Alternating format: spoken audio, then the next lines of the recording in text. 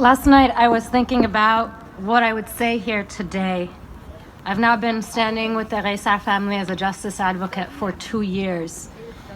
And I couldn't think of much that I could say that hasn't already been said by either me or others about how police in this country are allowed to shoot first and ask questions later, about how racism is rampant in policing and the people they often needlessly shoot, kill, and get away with are Black and brown people and other people of color, about how they almost never are held accountable when they kill innocent people, about how they almost never are held accountable when they kill innocent people, as they did with Bijan, about how the law itself allows them to get away with murder because all they need is for one more officer to say that they would have done the same thing in that situation. That is the standard of proof. The fact is that after 20 years of saying these things and knowing these facts, I am still angry at the decision made by the Department of Justice to not charge the officers who killed Bijan.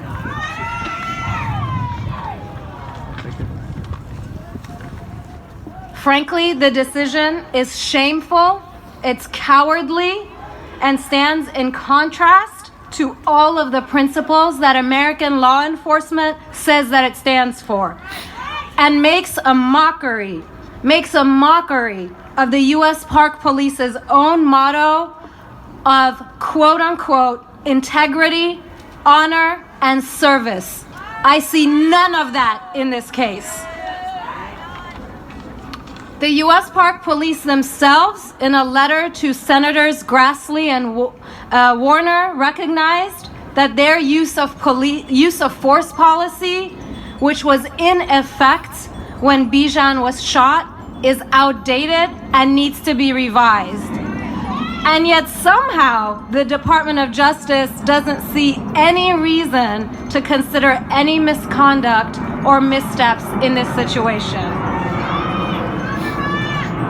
So the only things that I think are worth talking about and remembering today are what you've heard all night long.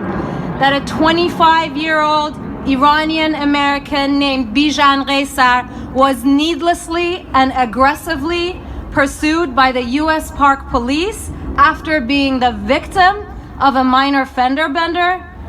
That every time he pulled over for the police, they approached him with their guns drawn, pointed at his car. That when he finally stopped at a residential stop sign, they shot him 9 times without allowing him to even roll down his window and speak to the officers. And the whole thing was captured on video, and the DOJ took 2 years to conduct a secret investigation.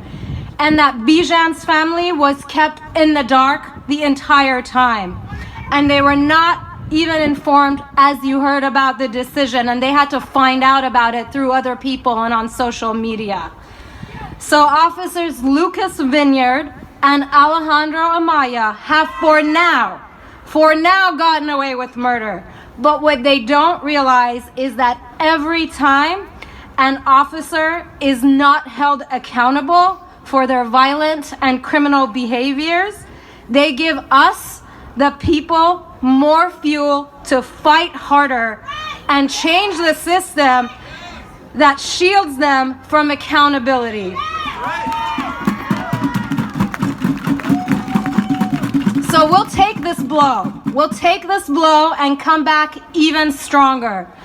The Reysar family has vowed to commit their lives to holding the officers who killed their son accountable and to transforming the immoral and unjust system of policing in America.